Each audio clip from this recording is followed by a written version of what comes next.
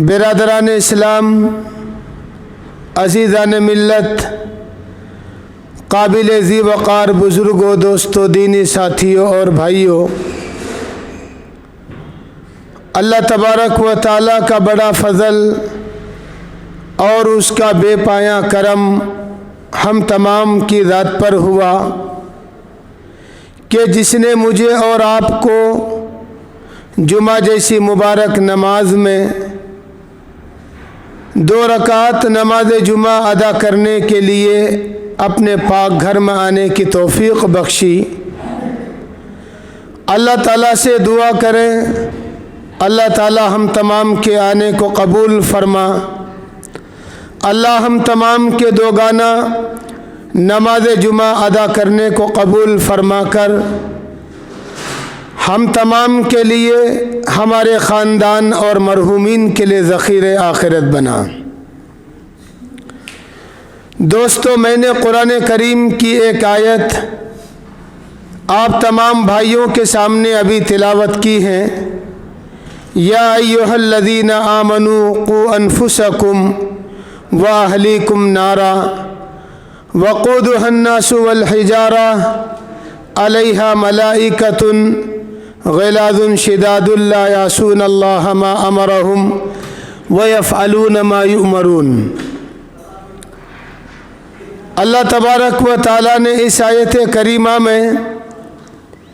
ایک باپ یا گھر کے بڑا ہونے کی ذمہ داری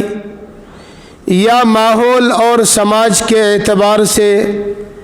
ذمہ داری مل جانے کے بعد انسان کے اوپر جو پریشر رہتا ہے، اللہ تعالیٰ نے اس آیت کریمہ میں اسی ذمہ داری کا احساس دلایا ہے کہ ایک انسان ایک باپ بننے کے بعد اس کی کیا ذمہ داری ہوتی ہے، ایک ماں بن جانے کے بعد اس کی کیا ذمہ داری ہوتی ہے، ایک بڑا بھائی اور محلہ اور سماج کا ذمہ دار بننے کے بعد انسان کے اوپر کیا ذمہ داری عائد ہوتی ہے۔ دوستو، اللہ تعالیٰ نے اس آیت کریمہ میں ہم تمام کو اسی ذمہ داری کا احساس یاد دلایا ہے۔ اگر ہم نے اس احساس کو یاد رکھا اور اس احساس کے مطابق زندگی گزارنے کا ڈھنگ بنایا اور جتایا تو دوستو الحمدللہ گھر ہونے کے ناطے، سماج کے ناطے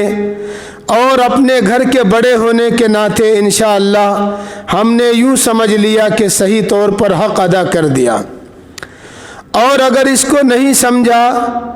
تو دوستو پھر ہم بھی پریشانی میں ہیں اور ہماری نسل در نسل پریشان میں ہے۔ ایک بات ہمیشہ یاد رکھنے کی ہوتی ہے کہ دوستو ایک انسان،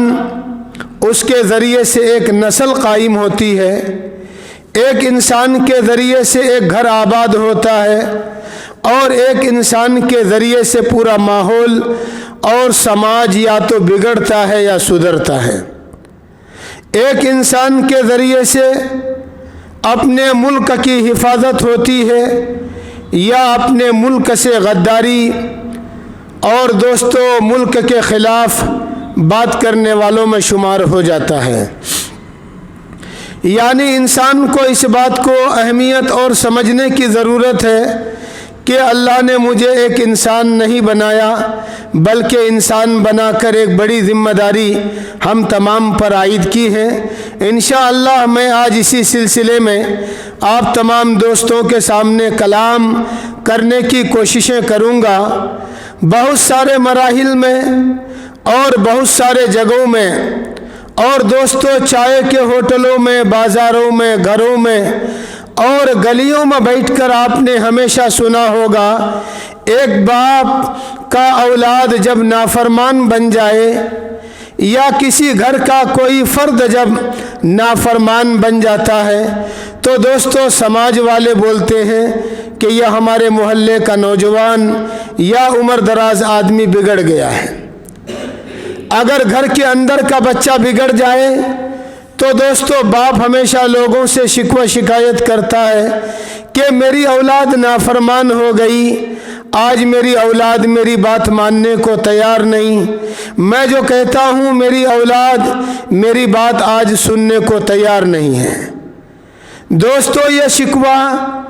اور یہ شکایت بجا ہے، میں یہ نہیں کہوں گا کہ یہ شکوہ بیجا ہے، یہ شکوہ اپنی جگہ بجا ہے، لیکن میں آج آپ کو ایک بات الگ اعتبار سے سمجھانے کی کوشش کروں گا کہ باپ کا بیٹا اگر نافرمان ہو جائے تو باپ اپنے سماج سے، لوگوں سے، ہوٹلوں میں، بازاروں میں جا کے اپنے بیٹے کی شکایت کرتا ہے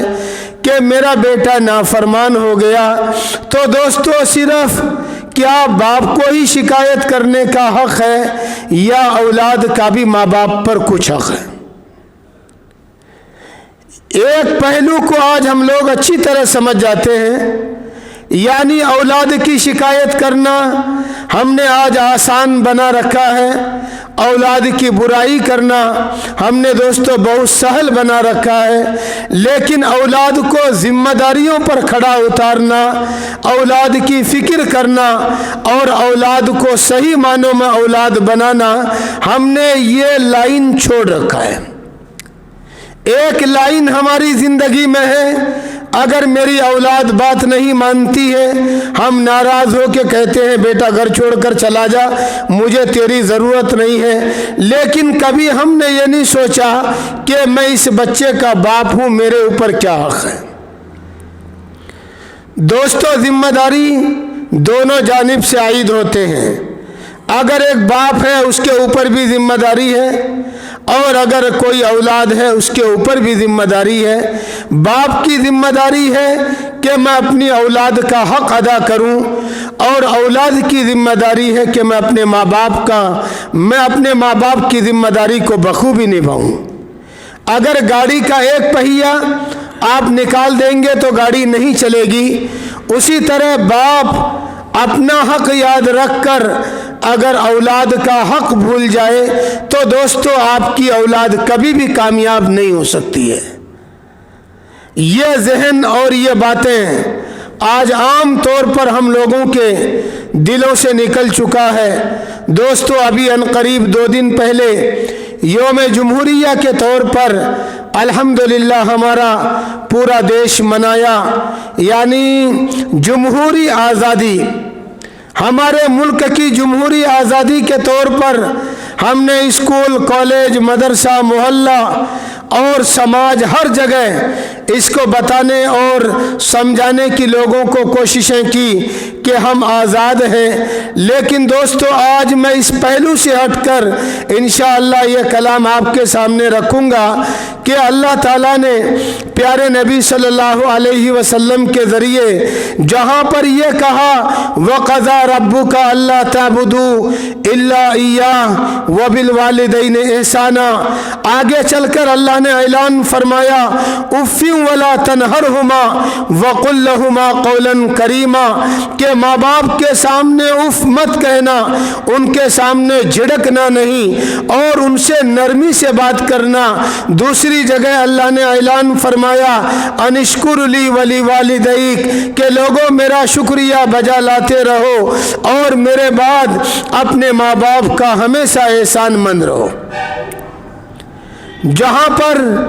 قرآن کریم نے ہمیں ماں باپ کی ذمہ داریوں کا احساس دلایا، دوستو وہی قرآن میں ایک ماں باپ کو بھی اللہ نے یاد دلایا یا ایھا الذین آمنوا قوا انفسکم واہلیکم نارا وقودھا الناس والحجارہ،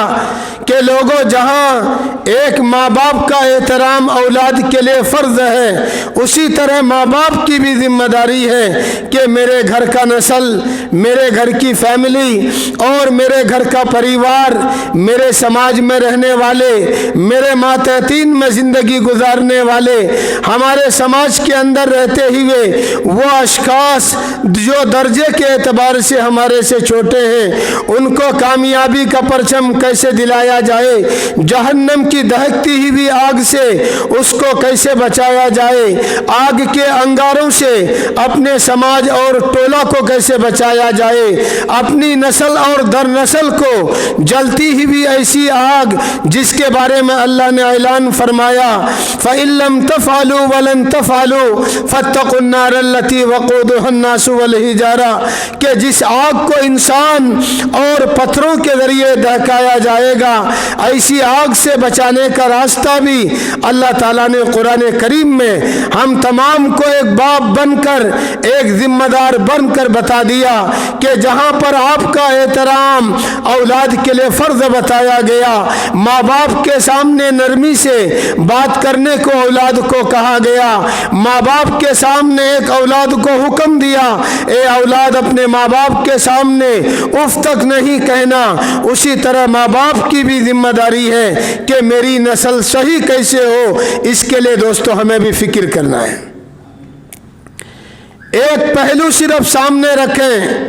اور دوسرا پہلو ہماری زندگی سے نکل جائے, خدا کی قسم ہم کبھی بھی کامیابی کے دہلیز پر قدم نہیں رکھ سکتے ہیں.